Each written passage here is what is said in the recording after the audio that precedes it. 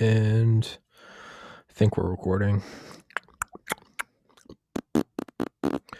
I think we are recording. I believe we're recording. Should be. I think we are. I think we're rolling. I think we're fucking doing the thing. Episode 358. It's a solo rant. I didn't sleep too well last night. I've got a fucking headache. But nobody ever got anywhere by being a pussy. Yeah. I was told we were supposed to get some snow, and now it's looking like we're just gonna get rain, which is some horse shit. Just some bullshit. I don't even like the snow. I don't snowboard. I don't do anything winter activity related, but goddamn, there's nothing more than I love. There's nothing I love more than watching a snowstorm. And we're gonna get rain, so that's a load of horse shit. But what do you expect? Life is suffering. I've been playing Hitman a lot. I discovered Hitman I don't know, maybe like 2 months ago, maybe 3 months ago. No, I don't know. No, I think in November sometime. Yeah, I don't know. Maybe it's been like 4 months. I don't know. Not important. Hitman. I'm retarded. How fitting that I'm wearing an Alex Jones sweatshirt while I say that, which will be available. You can buy. Link in the description. Sticky to the top comment. Buy my merch, motherfuckers, or don't. That's cool too. But if you're a good person, you'll buy some merch. I'm retarded how I play video games. I really don't like to. There's nothing I love more than getting a brand new open world game and just like running, like going out to recess and you just sprint, you don't even care what you're going to, just like pure, unabated, unfiltered, unbridled bliss. Like, I remember playing Grand Theft Auto 4 at my friend Joe's house or apartment. And the first thing I did was got an RPG. I can still see it, standing on the roof, shooting down at a cop car and watching it explode. And I was so happy. I remember playing Grand Theft Auto 5 at my brother John's apartment. The morning of, it would be the morning of October 3rd, 2013. Because I went to his apartment and then he would drop me off at the airport the next morning. And the next morning I had my University of Miami med school interview. And I remember playing Grand Theft Auto the morning he dropped me off at the airport. So yeah, got to his house night of October 2nd. I played it the morning of October 3rd. Med school interview was October 4th. And I remember the first thing I did was I went and got an airplane and tried to crash it into the Maze Bank Tower. And I was so initially disappointed. Yeah, I remember being disappointed actually the first time I played Grand Theft Auto 5. Because I remember I did that, died, and I was upset that the building didn't collapse, and I was also upset that the plane broke apart like a styrofoam plane. It just broke off into 3 pieces. I was like, "What?" I was like, "What the fuck?" Like, no, it should be destroyed. And then I remember getting onto the highway and getting in a shootout. And very quickly it was like, this is the same thing. Like, I was just shooting cops and SWAT team and a helicopter. I remember not being terribly amazed. As I played that more, there's no purpose to any of this. The point is I really like playing video games I don't play the story, turn off the tutorial, turn off the map. I don't want to know the controls. I don't want to know anything. Turn off the subtitles. Just open it up and start just running around and playing. And I like learning things that way. Direct, hands-on. I don't like being told how to learn. I mean, I never went to lecture in college unless it was like mandatory. But I never went. I would often get, no bullshit, get the highest grades in my class. Literally get the highest grades in my highest grade in OChem too. Still remember that, summer 2012, Dr. Hubbard. Because I'd teach things to myself. I would get the chapter and I would just attack it, and I would break it down in my own kind of weird, retarded ways. Like, I didn't go through like practice questions or shit. I just loved taking it head on and figuring it out as I went. Like, yeah. We're building Legos. I mean, everything. I don't like to look at the directions. To me, I derive pleasure from like the process of learning. And so with Hitman, the first thing I did was, I mean, I still don't know what the plot is. I've been playing the game for 4 months. Um, I think Hitman 2 and 3. I didn't even know. I didn't play 1. I just bought the one on the Xbox store. First of all, maybe the cleanest game I've ever played. I mean, the sound design is orgasmic. The interactivity, the total, just sort of, I'll take Hitman levels over Grand Theft Auto. I've always thought I was obsessed with Grand Theft Auto. I love the interactivity of Hitman levels. So in depth. The audio is great. The ballistics are great. Far Cry ballistics are better. I love Far Cry ballistics. I love watching the tracers and the bullet arc. I love driving in Grand Theft Auto. There's no purpose to this episode, so just tune out if you're looking for anything. Hitman, though, they got great sound design. I love the ragdoll. I love the fact that the bodies don't disappear in Hitman. I love the fact that the bodies don't disappear. You can just rack up like 100 bodies laying around. That's great. A lot of blood, a lot of gore, 3-dimensional bullet holes. I like that. I don't like the whole you shoot them and they just kind of flop over like a mannequin. Like Hitman's disgusting. I would like to see full like biology, like blow the bodies apart. That would be gross. I want the game to be unsettling. Yeah.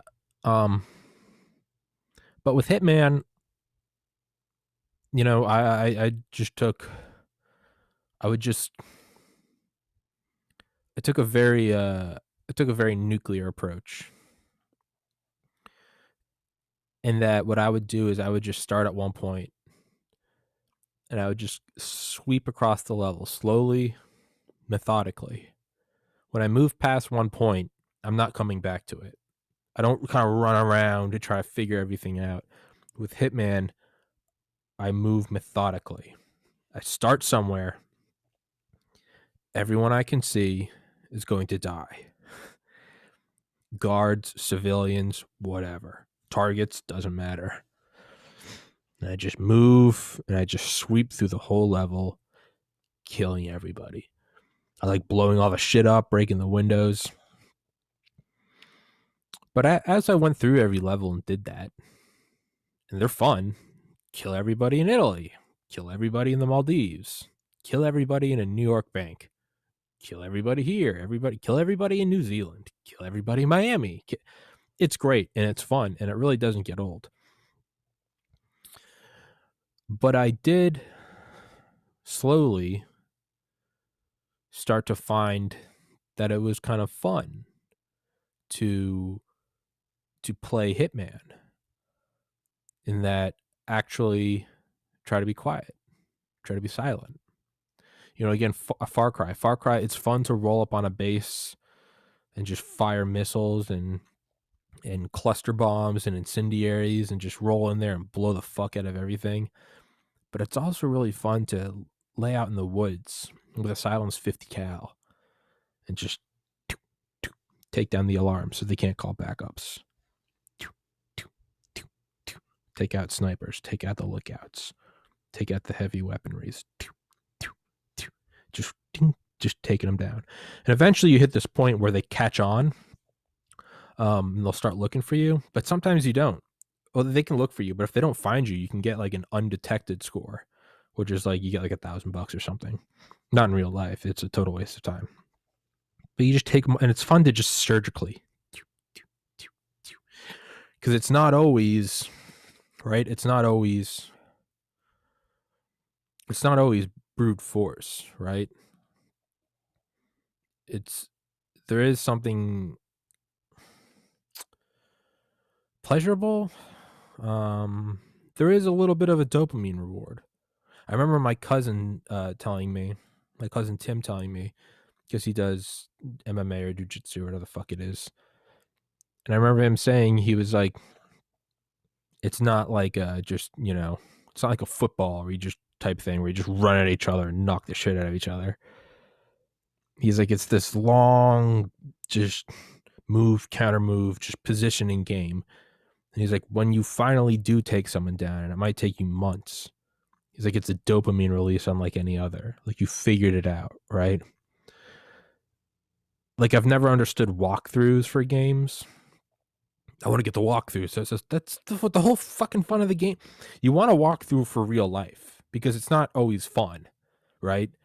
It's, I guess if you're retarded like me, you like the process of learning. But like I think Stephen King said, because he wrote a book called On Writing, and I believe he either said in the book or he said somewhere about the book that the best thing that happened to him was that he didn't have a book called On Writing,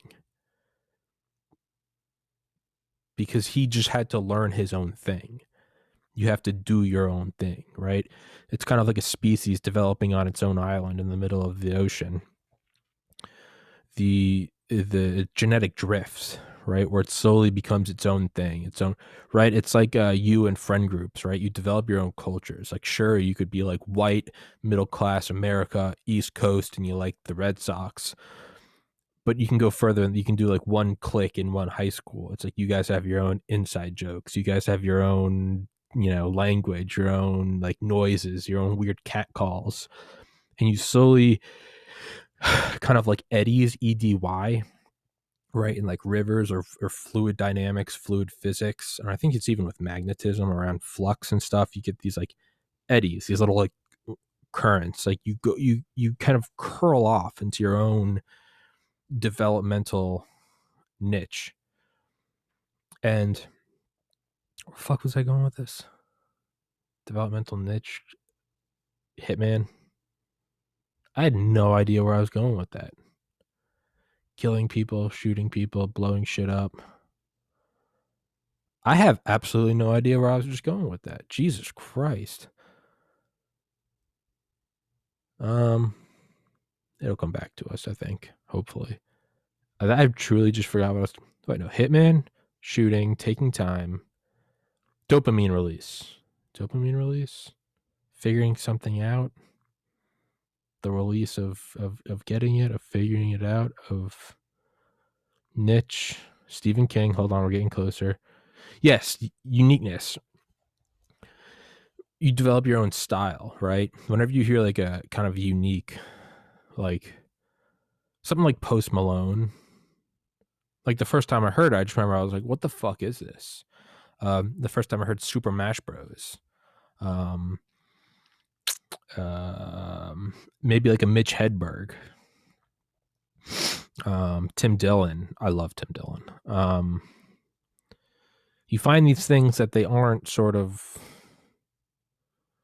right? It's like music, like all songs, despite them all being wildly different, like they all still have like a verse or refrain, a verse or refrain. Like, what if you discovered music on some island? Like, would they have that same structure? Even us, it's like writing. It's like you have different languages, but still like characters clumped together into words separated by spaces, most times going from left to right. But what if you went right to left? What if you went whatever? Point is that you create your own unique way, and that's where you get like a Stephen King or something. So I think there's something fun about learning things your own way that in itself provides a unique outcome, right? Like when reading OChem, a lot like Hitman, I would go through one page, and when I went through that page, I didn't want to come back to it. So it might take me an hour to go through 2 pages of OChem, but I never had to go back to it. I was finished with it. I understood it. I memorized it. I formulated my own theories. I'd come up with all my own theories and shit, call them like Tommy's theorems of benzene rings.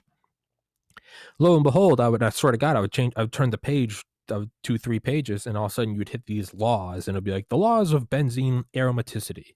And I would be like, motherfucker, I just discovered those on my own, right? Obviously, I didn't do the empirical research, but I would sort of come up with and granted, you can't say that for, like laws of physics, like everyone intuitively knows Newton's laws, but like, I always thought that was interesting that like there were these certain truths that laid under the surface, regardless of whether or not you were taught them.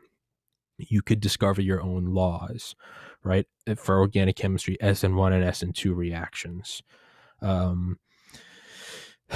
again, aromaticity, para, ortho, meta, hyperconjugation.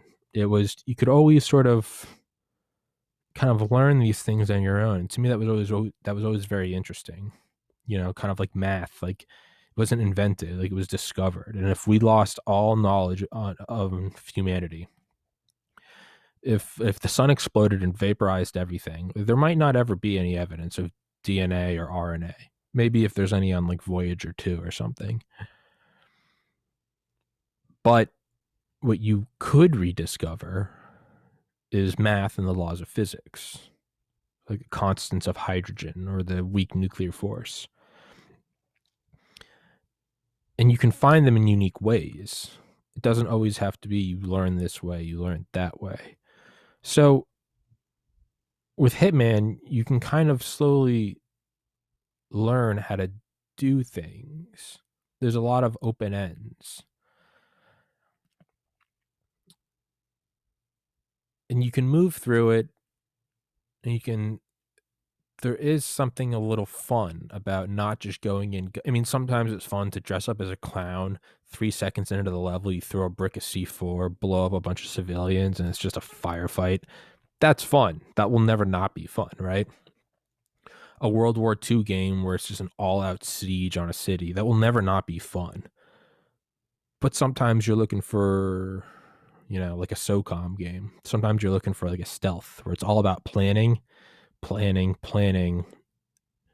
the last 1% violent execution, literally and figuratively, where it's just the whole thing, right? You know, Captain Phillips, the Somali pirates, right? The whole thing is the Navy getting close. It's figuring out where he is. It's getting the snipers on the deck. It's taking into consideration the bobbing of the waves at night, the moonlight. It's not until the last 100th of a percentile point of the whole operation that done, right? You could say the same thing about the raid on bin Laden. And it's a different kind of satisfaction. Granted, this is all very generalized statements. There's nothing satisfying about war, and I can't talk about that because I have never been in war. But the generalized point is there's a different satisfaction from like a D-Day to like a bin Laden raid. It's two ways to skin a cat, right? So with Hitman, there is something about going and like taking down a security guard and changing into his clothes, and then like walking along and like popping another guy and hiding his body in a trash can or something. And you slowly figure out, after again and again and again and again, you just run through the level time and time and time again. Sure, you could listen to the entrance where the person's like, all right, Agent 47, blah, blah, blah. And they kind of tell you the story without really, you know, but that's no fun. You know, the tutorials of like, you should do this. And, you know, that's no fun. It's fun learning these sort of truths that like exist under there. You know, it's like uncovering a fossil. Like if you just take a brush and brush away, you'll eventually find the whole thing. Like, you don't always need to be told it, right? It's like we were always going to figure out the wheel. We were always going to figure out fire and flight and boats and shit. So I'm just thinking of like the level of Hitman in New York, where you like go, like, I think the first thing I always do is like go right into the bathroom, change into a security guard uniform, go downstairs, you take some chloroform, and you can dump it into the AC system and gas the guards. And it's this sort of slow moving, ducking, getting away from cameras, just taking things out. But there is this one sort of underlying theme, and it's that you keep going and going and going, and you're maintaining this facade of janitor, of bank teller, of investment banker, of whatever. And you play the part, and you move through the level, and you're just taking things out. All the while, you've got this gun. I use it all the time, but sometimes you don't. Sometimes you've just got this like silenced pistol in like your leg pocket or something. and like you're playing along, and you can even get like these pistols that like are undetectable from frisks. They're like these ergonomic, like almost like tiny flat things, and you can get patted down, you can pass security, but all the while that like you can't surrender because you're an ICA agent, the International Contract Agency, which I'm pretty sure is just a play on the CIA. Yeah, I'm real smart. You can't get anything past me, right? I don't know why my voice just jumped up. Yeah, but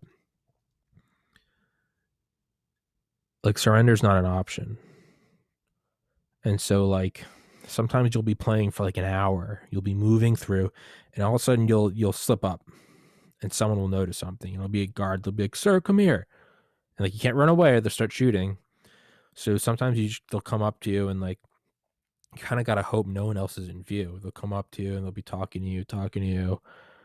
If no one's around, you can, karate chop them in the neck, or you can take out a pistol and just double tap right in the forehead. But there's this weird thing where it just sits on that. I mean, it's like a bear trap or a mouse trap.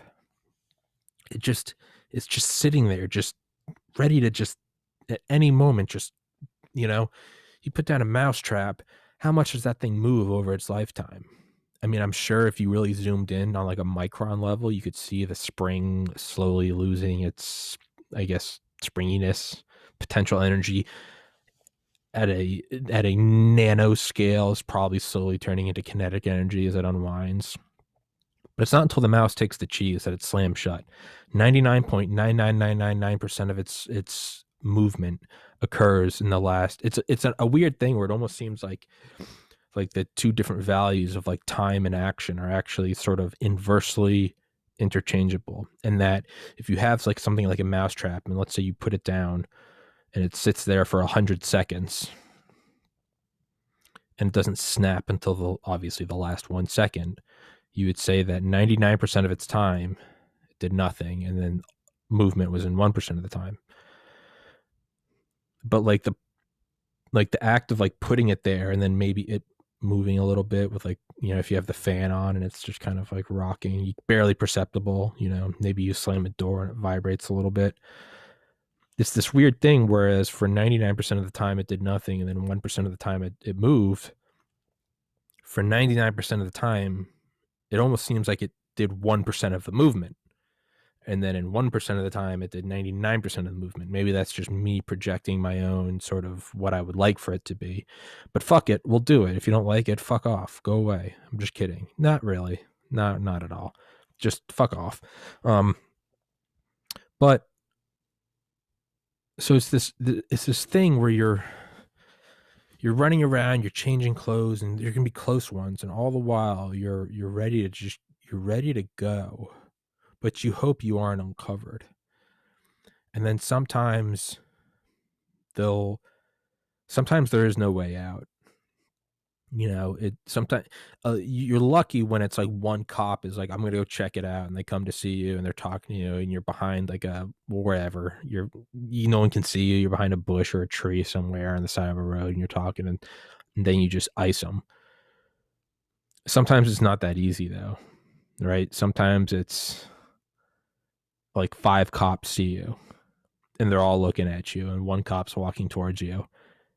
And so you can just ice that one cop, but it's like very quickly, this whole thing is going south. You can't surrender. I mean, you can, but then the mission's over. So it's like, no, you're this like CIA agent, right? You can't surrender. He's coming towards you. And there's this moment of almost beautiful finality where the decision has been made for you. It actually, again, it makes me think of Tim Dillon. He goes on this great rant, and I'm not gonna go on the rant here, but he basically says he says America is just like careening towards the edge, and it's almost like when you throw a party in high school and you wake up the next morning and you thought your parents weren't coming home for a couple of days, and you just kind of wake up hungover, the house is destroyed, and you hear the door shut in the driveway. And there's a sheer moment of terror, followed by a sort of peaceful resignation. Well, we got caught. It's not even like you can maybe run and hide the vodka. It's like the house is destroyed. You have 20 friends all laying around snoring. There's beer cans everywhere. I mean, it's just wrecked. I mean, it's just, there's a certain resignation that is almost peaceful, right? It's like,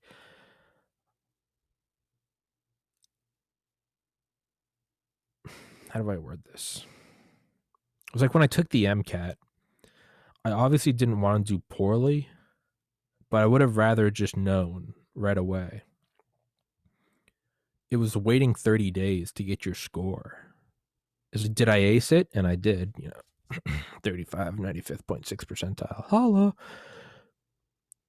Or did I fail it? Or did I just get like a vanilla score? It was the 30 days of just waiting that just brutal. And there's something about like the peaceful resignation of getting a test back and knowing you failed. Right? Like getting a failing test right before spring break. But there's something where it's like, like you're fucked, right? Getting caught by your parents doing something where it's like, but there's a peace in that it's over. Doctor, give it to me straight. Hey, you have 2 months to live. That's horrible. It's unimaginable. But you know what's happening. And I mean, shit, I would argue that's probably why I stayed on the pre-med path for so long. Is like I wasn't happy. It took all my time, all day, every day. In hindsight, can see I was developing horrible OCD tendencies. I mean, literal OCD tendencies. I did OCD therapy for several months. I never realized just how truly it dominated my life. That's another weird thing. If that's something that dominated my life forever and I never knew it until I did therapy, never realized how hard it was to break those things. And then when I did break those things, I mean, it's like a whole new life. It really is like a whole new game of unlocked new areas of life, just and how I can just live simple things. Like I can just go to a friend's house and I don't have to worry about what meal I'm eating the next day. And am I waking up at this exact time? I mean, it's a prison. But the thing is, I never even knew I was in a prison. It's one thing if you know you are. So, what other things in my life are there right now that I don't even know I'm in? Right? Like I live at home. I know I want to move out. That's like a clear, defined goal. I want, like, what things are running my world that I don't even know exist? Point is, fuck, where were we going with that? Finality. Yeah, staying pre-med. It was like I didn't like it. I thought I did. But even as I slowly start to realize I didn't like, that's the beauty, is for a while I actually brainwashed myself into thinking I liked it. The real pain starts to come when you realize you don't like it. That's the right. If you're going to be stuck in a rat race, at least stay asleep. Don't wake up. But that's why I stayed, it was so comfortable. I'll just go to med school. It takes 4 years.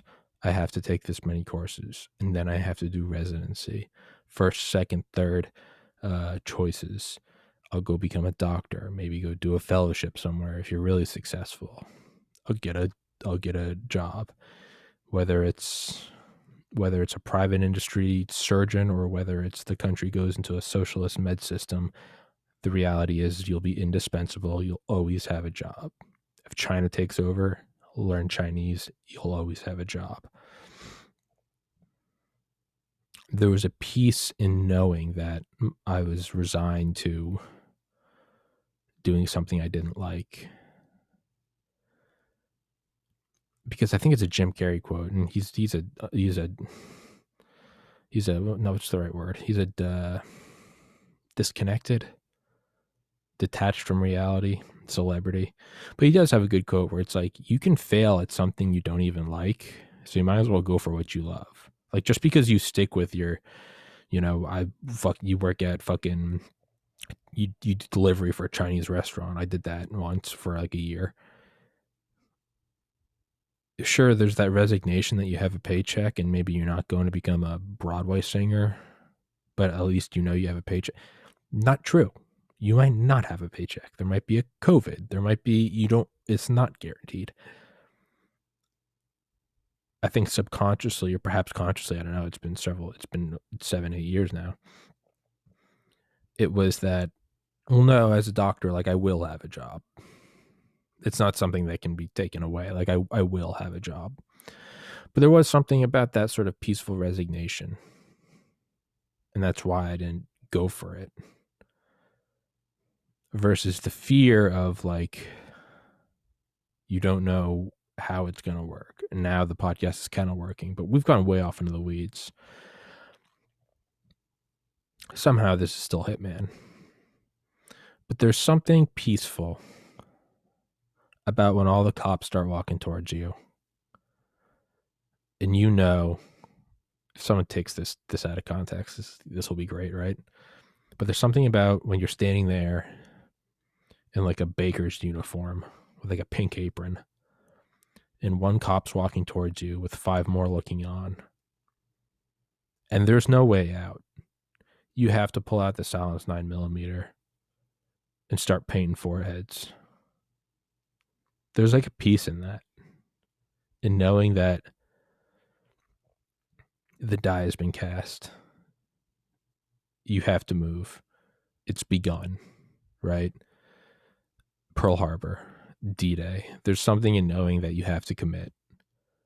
Even if you die, there's almost a sort of peace in that, like, at least it's not uncertain, right? It's like the uncertainty of the Cuban Missile Crisis. I'm sure, actually, I know that a lot of generals want it to be war, but I'm sure there's almost some sort of peace of like, all right, we're just firing the nukes. It's like the tension is over. Obviously, you hope to get out of it. And like Hitman, I'm sure they probably thought there's no way out. There's one cop walking towards us and there's 4 watching on.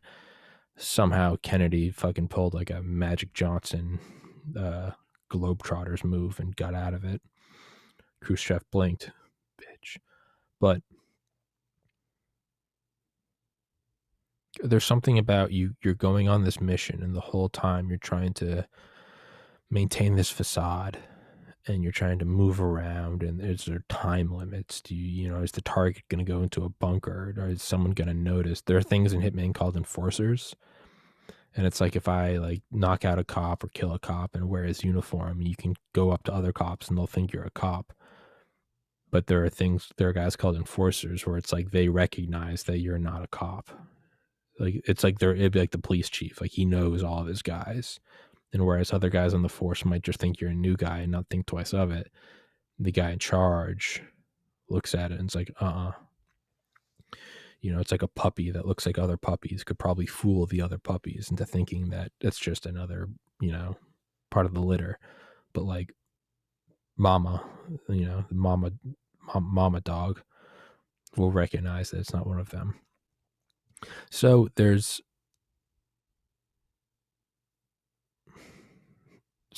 like time sensitive targets, there's enforcers, and the whole thing, you're just kind of walking on this wire, right?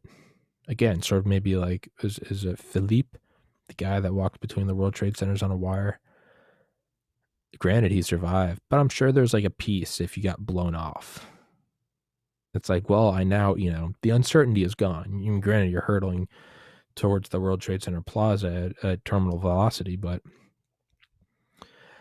fun fact, Empire State Building was the first building you could jump off of and reach terminal velocity. I feel like all velocity is terminal, though, when you jump off a building. Get it? But there's something about when it just says, they realize that, like, you're not one of them. If you can keep the pistol silenced, you can knock them all down, and you can actually still kind of contain the situation. But they don't have silenced pistols, so the second they start firing a clip, I mean, it's over. Every other guard hears that the people start running and screaming, And at that point, the game switches from an Operation Neptune Spear, where you're taking down Bin Laden in the dead of night, to it switches to a Battle of the Bulge. It switches to a Iwo Jima, right? It switches from an OSS operation to a just full out invasion force, where you're going to shell them and then invade with overwhelming numbers.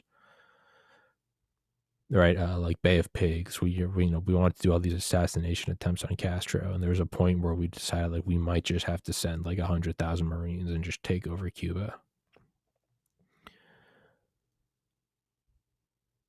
And there's that flipping point in Hitman, and I've been thinking about it a lot.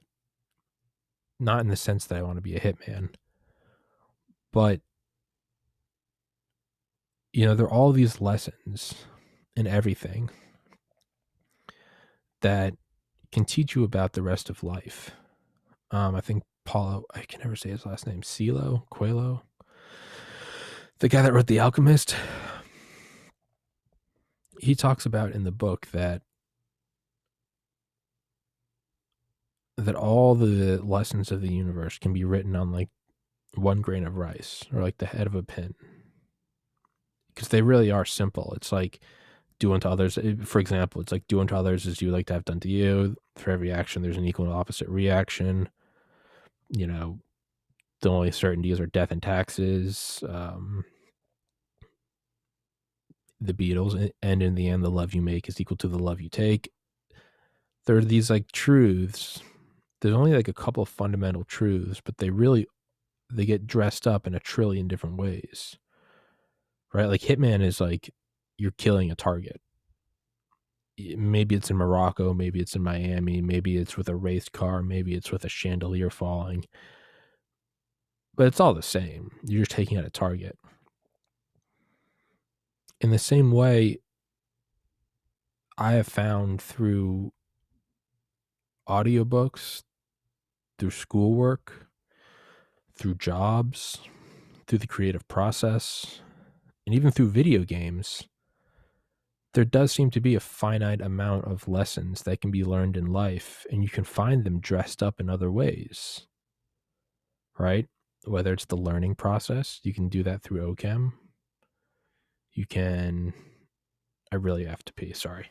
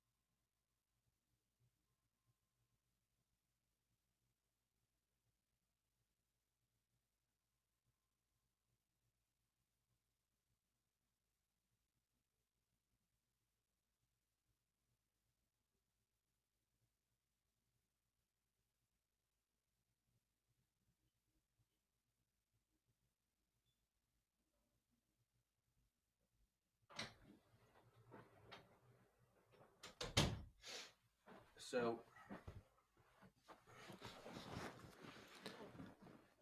that being said,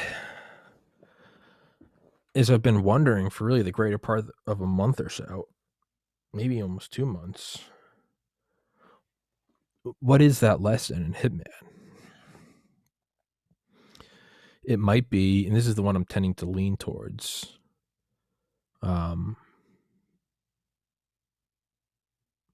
I maybe almost in the same way, like speedrunning video games. Like, you can, if you fuck something up, what to anyone else may just seem like a minor, like you're trying to drift around a corner on like a Grand Theft Auto mission, and like you fuck up and like hit a tree, and it takes 3 seconds to get back on the road, 3-4 seconds, and then you start going again. To anyone else, it just seems like a minor inconvenience. But if you're trying to do a speed run, you know that just fucked the whole 7-hour run with those 3 seconds. There are other mission types in Hitman called Sniper. It's just no, sniper assassin, not an important name. But one of them is like you're at this like wedding, and I think in like Germany or something, and you have to like kill all these people. You have to kill these 3 targets and try to not kill any civilians, and then take out all 15 guards. Excuse me. And I've got it down to where I can do it in like a minute and 7 seconds, and it's great. But that's about it. My record is 106 point something, but it's to a point where it's like you can, like, I fine honed it so much that now it's not like, oh, maybe I'll take out that target first. It's like I know like wall piercing bullet, normal bullet, normal bullet, normal bullet, normal bullet, normal reload, normal piercing, normal piercing, explosive, explosive, explosive. I know that if I even miss one shot, it has this cascading effect where it fucks up all subsequent things. So if I try to lead that guy and I miss him and I got to reload and go back to him, by the time I go to the next guy and the next guy, they've now drifted farther apart, all the way to where 10 shots later, a guy that normally I hit right before he walks behind like a metal lamp is now behind it, and that fucks that up. And it through these things where if you can fuck up very early and the whole thing is fucked. I've been trying to wonder what is that law? What is that lesson to be learned? Maybe it could be there's like a great saying, change before you have to. Because like there's always change. It's like stay ahead of it.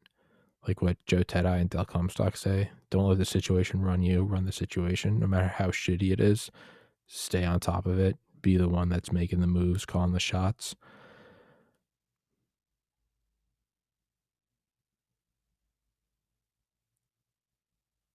Yeah, I mean, maybe there are some parallels between that and Hitman, in that you have to make these moves because I don't know, maybe once you've I'm playing this, I'm thinking this out loud in like real time. I didn't plan this. Not that this is some impressive feat. I didn't plan this. This is off the top of my head. It's like there was nothing interesting about that. You know, the fat cat wears a hat. That rap was off the top of my head. Like that doesn't mean anything. That being said, I'm trying to think this out loud. Maybe are there things in life that like you don't get a redo on, and once once you've lost that option, it's gone forever. Once you've been found out in a Hitman, you can kill the people that saw you, but even that's a risky move. I don't know. It might be change before you have to. It might be don't get sloppy. Don't let up your guard.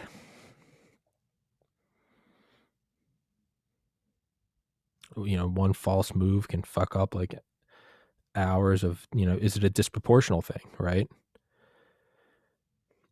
I think you can only diet like 500 calories a day to limit it to fat burning. And after that, you start burning muscle tissue. I think that could be bro science. But like there's no upper limit to like how much weight you can gain in a day. So if there's 3,500 calories in a pound of fat, it takes 7 days of a 500 calorie deficit to lose a pound. But in one day, going to Golden Corral, you could gain 3,500 calories of excess weight. So it's disproportional.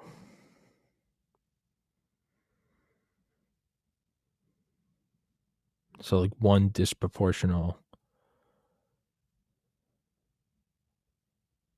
I mean, you could train to be a breacher, like a SWAT team breacher your whole life for like decades. But one day you get a little sloppy. You open that door, you get shot in the face, and it's over.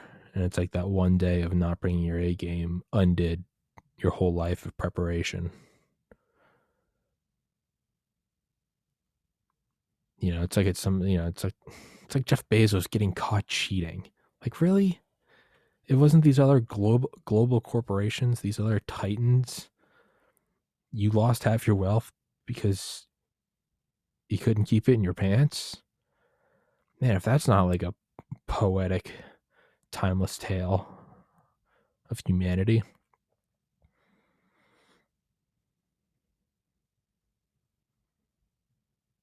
Hmm. So what is that lesson? I don't know, and I don't know why it's just been sitting with me. I mean, maybe it's containing, right? There's one level. So like in Ace Combat, sometimes like a bunch of like drones will come in from the edge of one of the levels, and it's like there are drones in here. But if you play the game enough, you know they're coming, so you can go kind of camp out, and you want to get above and behind them, so you can shoot like 8 air-to-air missiles at once and take them all out. Because if you can get them in that cluster, you can get them. But once they start to spread out, all of a sudden, what might take 5 seconds can go on maybe take 15 minutes to get them all. Right? You could say the same with COVID, or there's a level in Hitman where there is a virus, and there's like one guy that you have to go kill, but like he coughs on like a maid or something, or like a secretary, and she gets sick, and she like runs down the hall and like gets someone else sick, and it very quickly goes from like 1, 2, 4, 16, 128. It just starts jumping up, and you have to kill everyone to contain the virus it's like a spa in Japan, Hokkaido. Not really though, because it's in the middle of nowhere, so it's actually the virus would be contained, right? I mean, is that the lesson? Avoid fucking up, avoid catastrophes, and if it does go out, contain it. Ideally you'd never put out a racist tweet, but if you do, the next step would be to, I guess, get out in front of it, hold a press conference. But I think it was Steve Jobs didn't Albert Einstein say if you can't explain it simply, then you don't understand it well enough?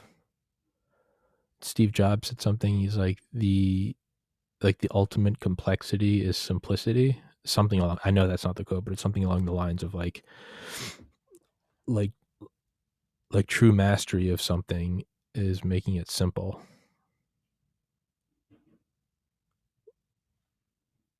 Why?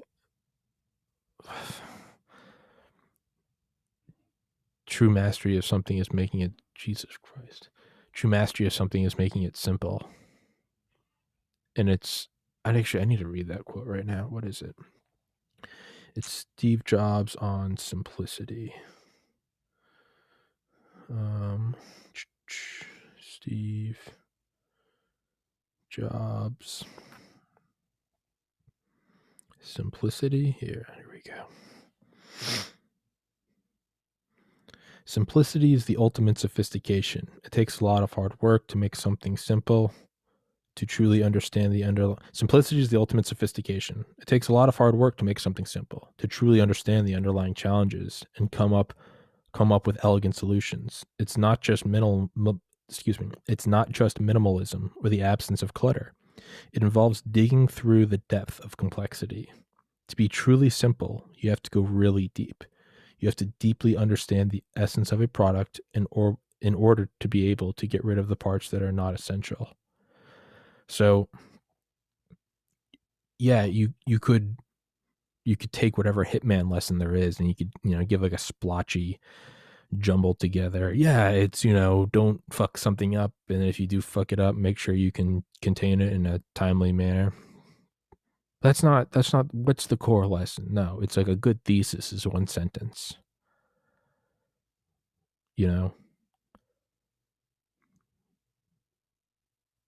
What is it?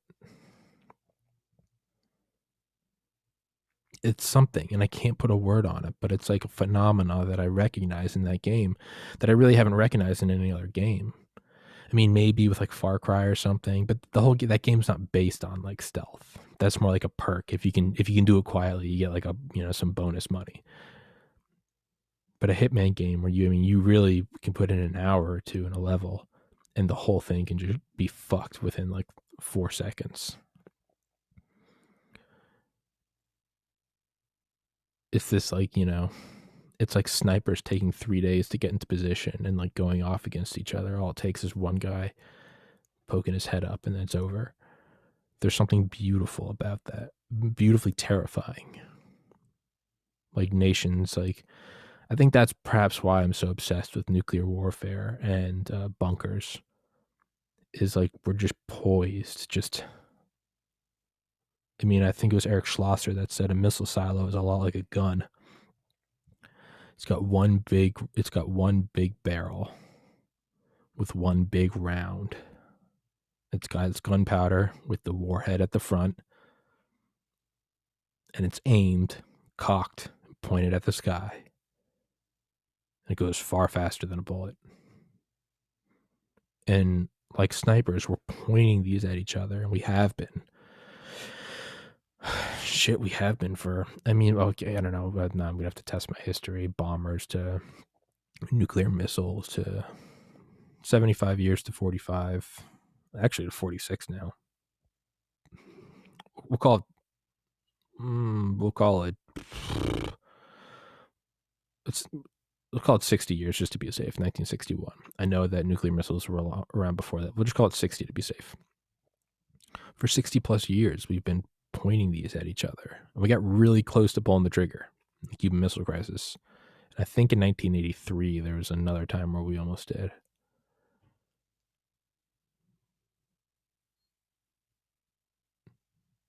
But we've been poised with these.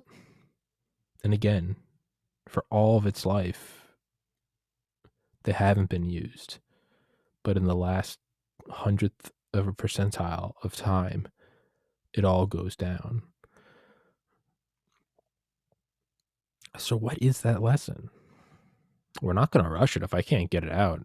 I got another podcast in 18 minutes. Got to wrap this one up in like 8 minutes. I'm not going to rush it if I can't figure it out. We're going to come back to it. We're not going to put out a shit product. As I put out a podcast where I'm screaming, I don't know what's worse. Is it me screaming or is it me talking like NPR? Today we're going to talk about Hitman. And I'm really fascinated by the way that you murder.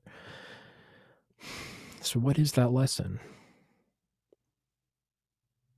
Change before you have to, but that implies a resistance to change. And in Hitman, you're not resisting change. You're constantly moving. You're constantly literally changing clothes.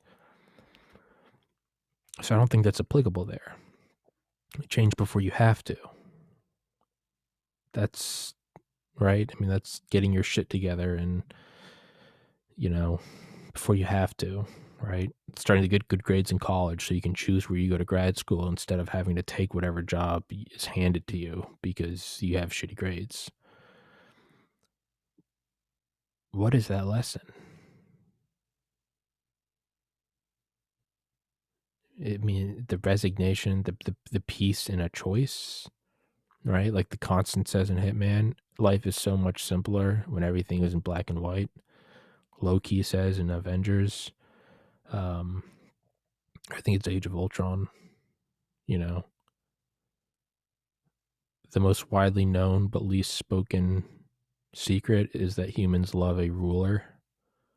Humans love to live on their knees. We love to have someone tell us what is and is not. There's an argument for that for dictators in the Middle East and Africa.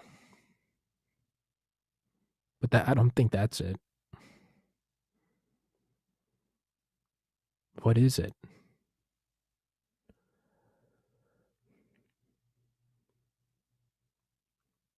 I'm getting this like imagery of it's almost like it's like a bubble. It's this like growing bubble and it can pop.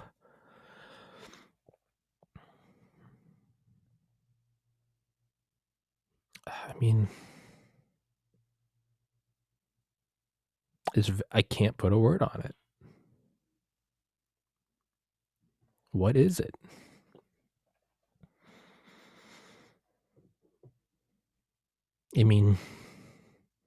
With a game like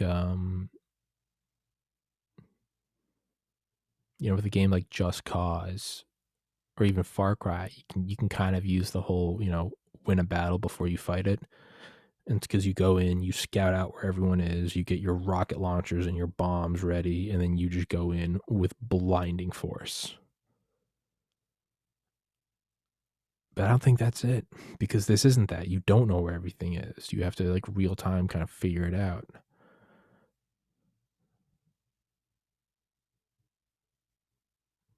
Fuck. This is really bothering me.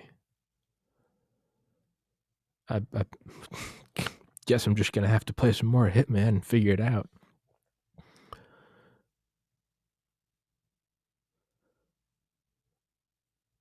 I mean, one false move.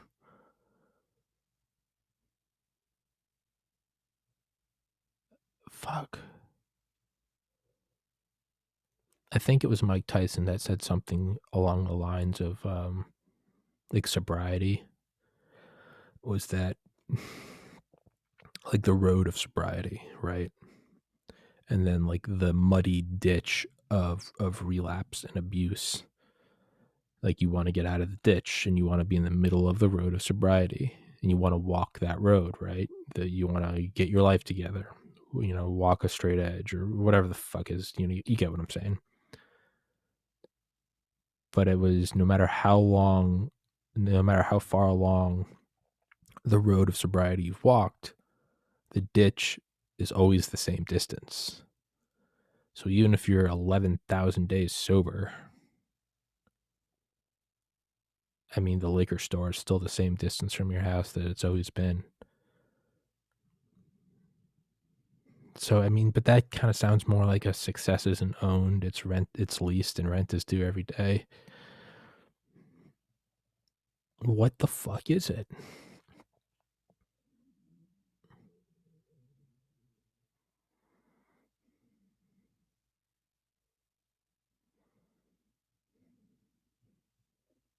Man, I really can't put a word on it. It's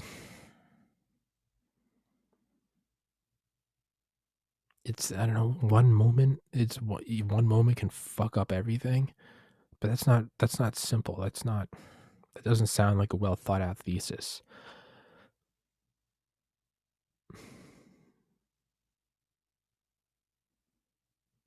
It's driving me crazy, and I honestly don't think I'm going to come up with it, but I was hoping that I was going to come up with it in the last couple seconds, because that would have been this beautiful 99% of the podcast I didn't know what it was, and 1% I did know, right? That whole thing, but clearly the universe isn't working with me today.